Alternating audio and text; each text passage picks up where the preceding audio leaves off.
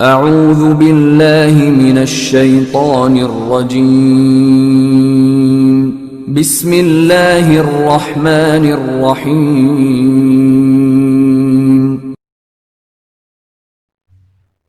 آج کی حدیث مبارکہ صلی اللہ علیہ وآلہ وسلم، نبی کریم صلی اللہ علیہ وآلہ وسلم نے ارشاد فرمایا، جو آدمی اللہ سے ڈرتا ہے اس سے ہر ایک چیز خوف کھاتی ہے، مگر جو آدمی اللہ سے نہیں ڈرتا اس کو ہر چیز ڈراؤنی معلوم ہوتی ہے۔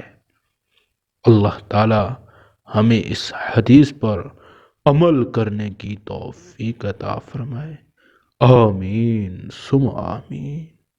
اللہ اکبر۔